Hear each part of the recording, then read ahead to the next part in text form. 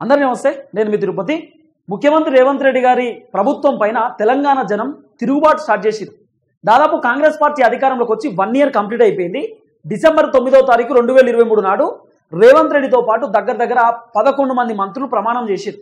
మేము తెలంగాణ ప్రజల కోసం పోరాటం చేస్తాం, 6 గ్యారెంటీలు 100 రోజులలో అమలు చేస్తాం, భూకంపం బద్దలు చేస్తామని చెప్పి విచ్చలవిడిగా మాట్లాడేటటువంటి కార్యక్రమం చేశారు. తర్వాత కేటీఆర్ని తిట్టిరు, కేసీఆర్ని తిట్టిరు. ఏకంగా ఆయన ఉన్నాడు కదా ఉత్తమ్ కుమార్ రెడ్డి, తర్వాత కోమటిరెడ్డి వెంకటరెడ్డి, అరే కేసీఆర్ 4000 రూపాయల పెన్షన్ ఇస్తున్నాంరా, ఏంద్రా నీ సంగతి అని చెప్పి కోమటిరెడ్డి వెంకటరెడ్డి ఓవర్ యాక్షన్ చేసినటువంటి వీడియో కూడా సోషల్ మీడియాలో గట్టిగా ప్రచారం అవుతున్నది. అయితే గ్రామ సభలు జరుగుతున్నాయి.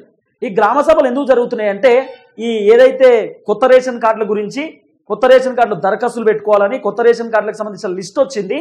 ఎవరెవరికి కొత్త రేషన్ కార్డులు వస్తాయి ఏందనేది మొత్తం కూడా గ్రామ సభలలో వాళ్ళ డీటెయిల్స్ తెరపైకి తీసుకొచ్చేటటువంటి ప్రయత్నం చేస్తున్నారు. అట్లనే అప్లికేషన్లు పెట్టుకున్నారు కదా, కులగణనకు సంబంధించినటువంటి సర్వేలో లేకపోతే 6 గ్యారెంటీలకు సంబంధించినటువంటి అప్లికేషన్లో ఎవరెవరు అప్లై చేసుకున్నారు, మాకు ఇల్లు లేని వాళ్ళు కొంతమంది అప్లై చేసుకుంటారు, మాకు పెన్షన్ కొత్త పెన్షన్ కావాలనేటోళ్ళు కొంతమంది అప్లై చేసుకుంటారు, తర్వాత కళ్యాణ లక్ష్మి సంబంధించినటువంటి వ్యవహారంలో కొంతమంది అప్లై చేసుకుంటారు, కొంతమంది డబుల్ బెడ్రూమ్లు కావాలని కూడా అప్లై చేసుకున్నారు. ఈ అప్లై చేసుకున్నటువంటి అప్లికేషన్ ఫామ్లన్నీ కూడా ఇప్పుడు గ్రామ సభలలో అధికారులు తీసుకొచ్చారు. రెవెన్యూ శాఖ అధికారులు గ్రామ సభలు పెట్టి అగ్రికల్చర్ ఆఫీసర్లు, రెవెన్యూ శాఖ అధికారులు గ్రామ సభలలో ఒక్కొక్క లిస్టు తెరపైకి తీస్తారు. ఆ లిస్టులో ఒక్కొక్కరికి 300 మంది 400 మంది అప్లై చేసుకుంటే 30 మంది 40 మంది పేర్లే వచ్చినాయట. రేషన్ కార్డు లేదని చెప్పి ఒక ఊళ్ళే దగ్గర 350 మంది మాకు రేషన్ కార్డు లేదని చెప్పి ఏరియా కులగణనకు సంబంధించినటువంటి సర్వేలో డీటెయిల్స్ ఇస్తే 300 మంది అప్లై చేసుకుంటే ఎంతమంది పేర్లు వచ్చినాయి తెలుసా? 38 మంది పేర్లు వచ్చినాయి. అంటే దగ్గర 240 మంది పేర్లు రాలే. 250 మంది పేర్లు రాలే. అంటే గింత ఘోరంగా ఉంటుంది ఆ పరిస్థితి. 300 మంది అప్లై చేసుకుంటే కేవలం 38 మంది పేర్లు వచ్చినాయింది. అంటే కావాలనే ఇయ్యలేదా, లేకపోతే సర్వేలో ఏమైనా తప్పు జరిగిందా, లేకపోతే ఇంకేమైనా అవకతవకలు జరిగేటటువంటి కార్యక్రమం అయిందా, ఏం జరిగింది అనేది ఇప్పటిదాకా పెద్ద సస్పెన్స్ కనబడుతున్నది. కానీ తెలంగాణ జనం మాత్రం గట్టిగా క్వశ్చన్ చేసేటటువంటి ప్రయత్నం చేస్తున్నారు.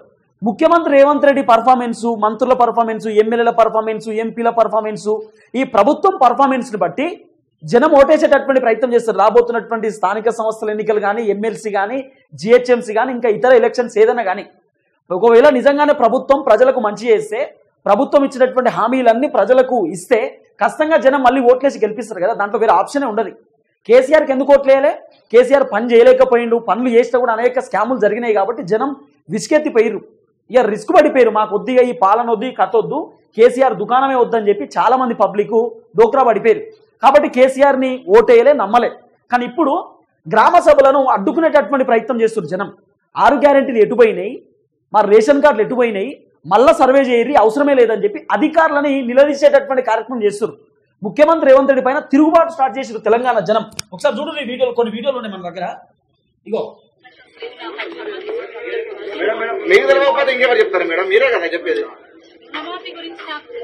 వాళ్ళు ఏం పెట్టారు? ప్రజాపాలన గ్రామ సభ, రైతు భరోసా, ఇంద్రమ్మ ఆత్మీయ భరోసా, రేషన్ కార్డు దరఖాస్తులు ఈడ పెట్టుకోర్రి అని చెప్పి పాలకుర్తి, జనగామ జిల్లా పాలకుర్తి మండలము. అంటే పాలకుర్తి మండలం అంటే నాకు తెలిసి కాన్స్టిట్యున్సీ కూడా అదే, పాలకుర్తి కాన్స్టిట్యున్సీ. ఆ కాన్స్టిట్యున్సీకి సంబంధించినటువంటి వ్యవహారంలో ఇదంతా జరిగింది. చాలా మంది జనం మాట్లాడుతున్నారు, సార్ మా రుణమాఫీ ఏది, మాకు రైతు బంధు ఏది, మా పెన్షన్ ఏది, మా కథ ఏది, మీరు ఇప్పుడు వచ్చేమో మేము కొత్త రేషన్ కార్డులు ఇస్తాము, ఇందిరమ్మ ఇల్లు ఇస్తాము, రైతు భరోసాకి అప్లికేషన్ పెట్టుకోరని చెప్తున్నారు. అసలు మా పరిస్థితి ఏంది, మా కథ ఏంది, 6 గ్యారెంటీలు 100 రోజులలో చేస్తా అని చెప్పారు కదా, మీరు ఎటుపోయారు సార్ అని చెప్పి జనం అడుగుతున్నారు ప్రశ్నలు. సమాధానం చెప్పలేకపోతున్నారు. పాపం అధికారులకు ఏం తెలుస్తుందండి? అధికారులు పాపం ఇక్కడ ఉన్నటువంటి అధికారులకు ఈ 4 అంశాలపైనే మీరు దరఖాస్తులు తీసుకోరని చెప్పి ప్రభుత్వం పంపిస్తుంది. అధికారులను అడిగితే ఏం తెలుస్తుంది? రేవంత్ రెడ్డి వల్ల అధికారులు బలైతురు, ఈ ప్రభుత్వం వల్ల అధికారులు ఇబ్బంది పడేటటువంటి కార్యక్రమం కనబడుతున్నది. ఒకసారి చూడండి ఈ వీడియో అయితే చూడండి మీరు. మరి ఆ రుణమాఫీ అరువులు ఇప్పుడు వాళ్ళ అరువులకు ఎట్లా, వాళ్ళకి ఇప్పుడు ఎట్లా వాళ్ళ పరిస్థితి?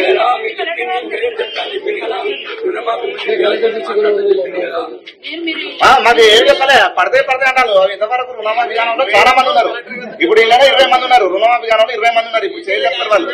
వాళ్ళ పరిస్థితి ఇప్పుడు ఆ రుణమాఫీ కానీ ఇప్పుడు ఇవన్నీ ఎట్లా మేడం? ఇప్పుడు మీరు చెప్తారు పోతారు అలా 6 నెలల దాకా మళ్ళీ ఆగాల్సిందా మేడం? ఇప్పుడు వాళ్ళ పరిస్థితి రుణమాఫీ కానీ ఇప్పుడు ఇవన్నీ హామీలు ఇస్తారు, ఓకే మేడం.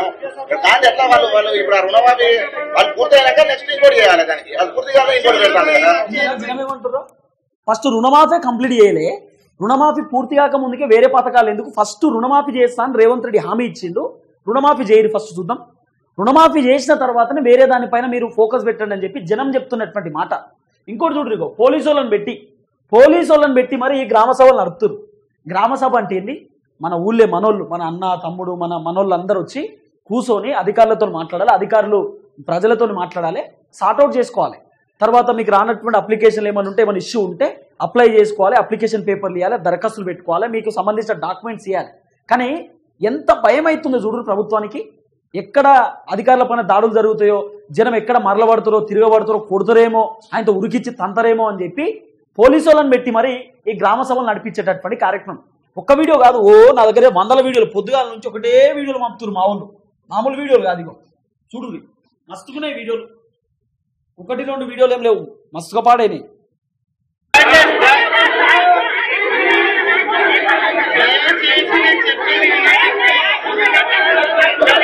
ఆ అధికారి దయచేసి నేను చెప్పేది వినండి అంటే, ఏమినా నడు వెళ్ళిపోను, వీడికెళ్ళి నీ పాడైపోనని తిడుతుర్రయ్యా జనం. నిర్మల్ జిల్లాలో జరిగింది ఇది. అసలు ఏది మీ గ్రామ సభ ఏంది, మీ కథ ఏంది? మాకు ఎన్నికలలో 6 గ్యారెంటీలు చెప్పారు కదా, 6 గ్యారెంటీలు ఎటుపోయినాయి? మహిళలకు 2500 అని చెప్పారు, 4000 రూపాయల పెన్షన్ అన్నారు, 15,000 రైతు బంధు అన్నారు, 12,000 కౌలు రైతులకు ఇస్తా అని చెప్పారు. ఇవన్నీ ఎటుపోయినాయి సార్ అని అడిగితే అధికారులు ఏం చెప్తారు సమాధానం? జనం మాత్రం మంచి గట్టిగా ఏం కోపం మీద ఉర్రు. ఒకవేళ ఇడిచిపెడితే మాత్రం కొడతారు కూడా ఎమ్మెల్యేలు పుసుక్కుని ఇప్పుడు ఊళ్ళకి వస్తే మాత్రం బనీళ్ళు గిన్నీళ్ళు అన్ని చినుగుతాయి ఎమ్మెల్యే.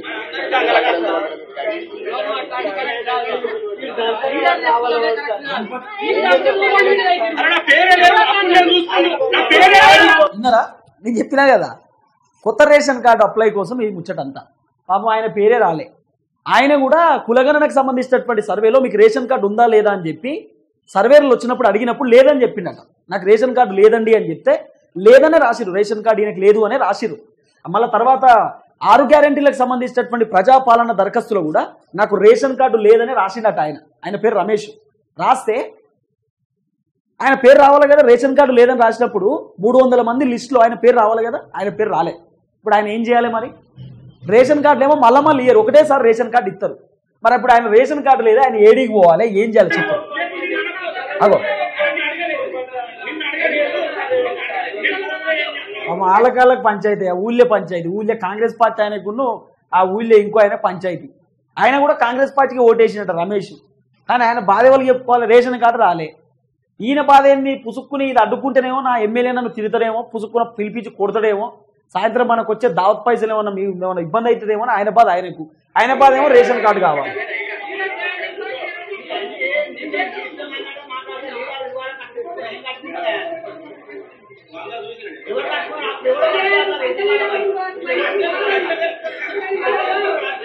కేసీఆర్ ఉన్నప్పుడు అడ్డుకోలేదు, ఎందుకంటే కేసీఆర్ పనిచేస్తలేడు, శాతగాని దద్దమ్మనే కదా తీసుకుపోయి మూల కూర్చోబెట్టింది.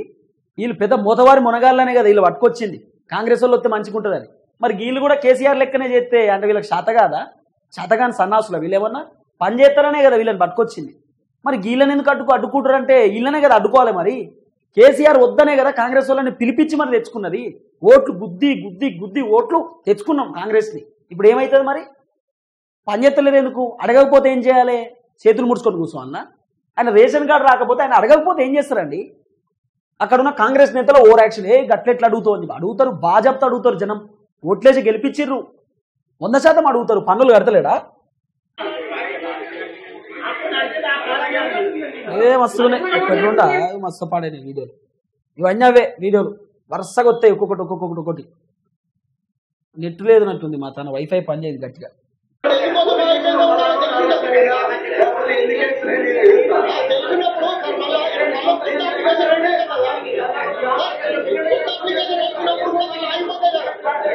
కొత్త అప్లికేషన్ తెచ్చుకున్నా కానీ మా కొత్త అప్లికేషన్లో కూడా మా పేరు రాలేదు కదా. ఫస్ట్ లిస్ట్లో రాలేదట, సెకండ్ లిస్ట్లో రాలేదట రేషన్ కార్డు. ఇక రైతు భరోసా గురించి కూడా సర్వే తీతురు, ఇందిరమ్మ ఇండ్ల గురించి కూడా. ఇప్పుడు పాత డబుల్ బెడ్రూమ్ కేసీఆర్ కట్టించిన డబుల్ బెడ్రూమ్లు ఉన్నాయి కదా, ఆ డబుల్ బెడ్రూమ్లు ఎవరెవరికి అన్నో ఫస్ట్ లిస్ట్లో రాలేదట, సెకండ్ లిస్ట్లో రాలేదట. ఆయన పేరానికి ఇల్లు లేదు, పెంకల్ ఇంట్లు ఉంటుండు, ఏదో పాతకాలం ఇల్లు, వాళ్ళ తాతల కాంచెలు ఉన్నటువంటి ఇల్లులు ఉంటుండట. ఇల్లు లేదని 200 సార్లు 300 సార్లు తిరిగిండట. కొంతమందికి పైసలు ఇచ్చిండట, దరఖాస్తులు పెట్టుకున్నాడట, లేదు ఇల్లు రాలే, లిస్ట్లో పేరే లేదు. ఇట్లున్నది కథ మన తాన కాంగ్రెస్ పాలన వ్యవహారం అట్లున్నది. ఇంకేం మాట్లాడతాం ఇక అయిపోయింది చెక్కుతారు.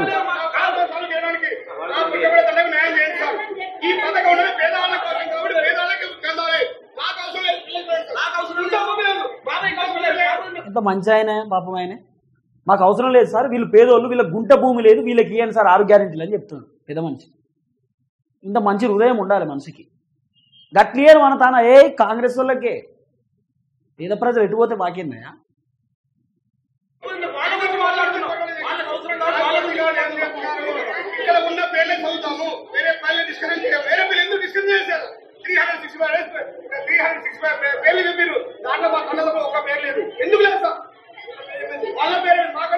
ఆయన రేషన్ కార్డు రాలేదట, గుంట భూమి లేదట. రేషన్ కార్డు ఇచ్చేది పేదోళ్ళకే కదా. 368 పేర్లు చదివిర్రట, దాంట్లో ఆయన పేరే లేదట. వాళ్ళ తండావుల పేర్లే లేదట మొత్తం. ఎక్కడ అన్యాయం, ఎక్కడ అరాచకం, ఏం జరుగుతుంది మన తన పరిపాలన ఏంది, కథ ఏంది?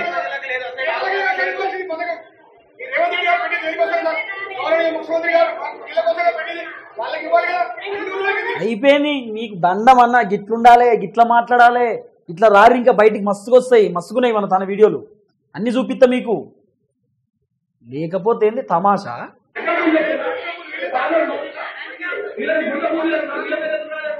గది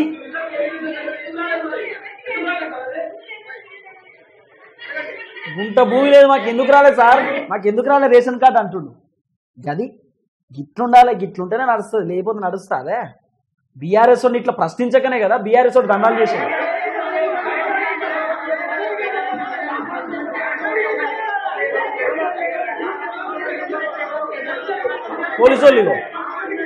పోలీసోళ్ళు ఏం చేయలేరు సార్. ప్రజలు తలుసుకుంటే ప్రభుత్వాలే ఉల్టా పడ్డాయి. మీరెంత, మీ కథ ఎంత? మంత్రులు లేరు ఇప్పుడు, అటు వేరు కర్ణాటక సార్లు పెద్ద మనుషులు.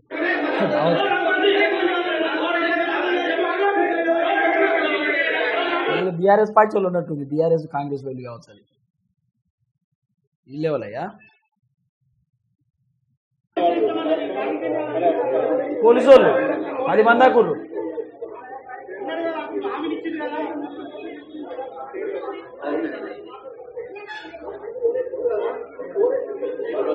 ఏం చేయలేరు తీరు మీరు. జనం తలుసుకుంటే కాంగ్రెస్ ఎంత, కాంగ్రెస్ కథ ఎంత. మస్తుగునే వీడియోలు మా తాన. ఓకే, ఇప్పుడు 65 మంది లిస్ట్ అవుట్ అని చెప్పింది. ఈ 65 మంది లిస్టు ఎట్లా ఎంక్వైరీ చేసింది మీరు? ఈ 65 లిస్టు ఆధారం ఏంటి? 5 ఎకరాలు 10 ఎకరాల రేషన్ కార్డు వచ్చింది. ఏం లేని గుండె భూమి లేని రేషన్ కార్డు రాలేదు ముంబై. కానీ గట్ల అడగాలనే, గట్ల అడిగితే ఇజ్జత్ వస్తుంది కాంగ్రెస్ వాళ్ళకి. సిగ్గు శరం అన్ని వస్తాయి. 5 ఎకరాలు 10 ఎకరాలలోనికేమో రేషన్ కార్డు ఇస్తారు, గుంట భూమి లేనికేమో రేషన్ కార్డు ఇయ్యారట.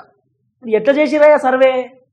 ఇక సర్వేలు చేస్తున్నాం, ఊళ్ళేకి పోతుర్రు అధికారులు, ఊళ్ళేకి పోయి సర్వే చేస్తుర్రు, గ్రామ సభలు పెడుతుర్రు, ఫోన్ కాలింగ్లు చేస్తుర్రు, ఫోన్ కాలింగ్లో కూడా సర్వే చేస్తుర్రు అని చెప్పి సిగ్గు లేకుండా మాట్లాడారు కదా కాంగ్రెస్ వాళ్ళు. మరి ఇజ్జత్ అనిపించలేదా కాంగ్రెస్ వాళ్ళకి? ఇప్పుడు జనం అడుగుతున్న ప్రశ్నలకు సమాధానం చెప్పుర్రి, చూద్దాం మీ కథ ఎట్లుంటుందో.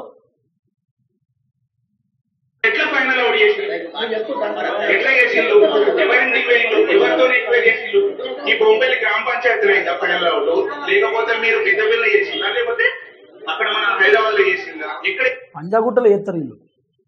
ఆడ పంజాగుట్టల దొంగలు, దొంగనా కొడుకులు అంతా కాంగ్రెస్ బ్యాచ్ అంతా ఒకటే మోపై.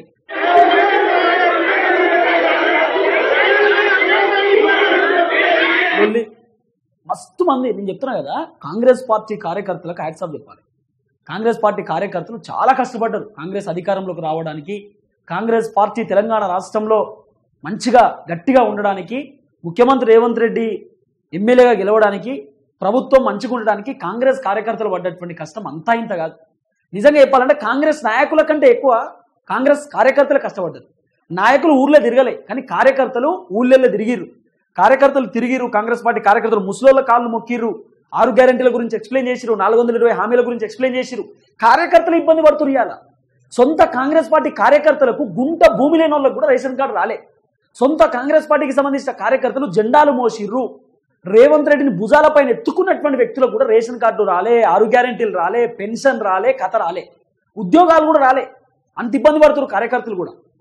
చాలామంది కాంగ్రెస్ పార్టీలో ఉన్నటువంటి మస్తు మంది ఇప్పుడు పెద్ద ద్రోహులైపోయారు, దొంగలైపోయారు కాంగ్రెస్లో చాలామంది నాయకులు. కార్యకర్తలను మనం ఏమనొద్దు, కార్యకర్తలు చాలా ఇంపార్టెంట్, కీలకమైనటువంటి వ్యక్తులు కార్యకర్తలు కాంగ్రెస్లో. కొంతమంది నాయకులు నిజాయితీగా ఉన్నారు, నిబద్ధతతో ఉన్నారు, ప్రజల కోసం పనిచేసేటటువంటి కాంగ్రెస్ పార్టీ నాయకులు దగ్గర 40% ఉన్నారు. 60% నాయకులు మొత్తం దొంగలే, మొత్తం దొంగలు తయారయ్యారు. 1 ఇయర్లోనే దొంగలు తయారయ్యారు. డబుల్ బెడ్రూమ్ పైసలు ఇస్తేనే డబుల్ బెడ్రూమ్, పైసలు ఇస్తేనే పెన్షన్, మళ్ళీ మనం పెన్షన్ రావాలన్నా పైసలు ఇవ్వాలి, కళ్యాణ లక్ష్మి రావాలన్నా పైసలు ఇవ్వాలి. నీళ్లు తాగుతుర్రో అన్నం తింటుర్రో ఇంకేమైనా గడ్డి గిట్ల తింటుర్రో తెలియదు, కానీ మొత్తం ఒక దందా అయిపోయింది మొత్తం కాంగ్రెస్లో. ఈ బంద్ చేయరు, ఇవన్నీ బంద్ చేయరు. అరే ప్రజల కోసం పనిచేయండి అయ్యా బాబు. తెలంగాణ జనం ఓట్లేసి గెలిపించారు మిమ్మల్ని. తెలంగాణ ప్రజలు లేకపోతే మీరు ఎవరు అసలు? ఈ జనం ఓట్లు లేకపోతే కాంగ్రెస్ అధికారంలోకి వచ్చేదా? సిగ్గుండాలి కదా ఏమన్నా. ఈడు లేని మంత్రులు కర్ణాటక వేరు, ఢిల్లీకి పోతురు. తెలంగాణ మనకు చక్కలేదు, కర్ణాటక ఢిల్లీ అట, ఈ గల్లీలోనే చక్కలేదంటే ఢిల్లీకి పోయి చేస్తున్నారు. ఇంకా ముచ్చట చూద్దాం ఏం జరగబోతుందో. దయచేసి ఈ వీడియో అందరికి షేర్ చేయండి. అట్లనే మన టీఆర్టీవీ తెలంగాణ ఛానల్ని సబ్స్క్రైబ్ చేసుకునేటటువంటి ప్రయత్నం చేయండి.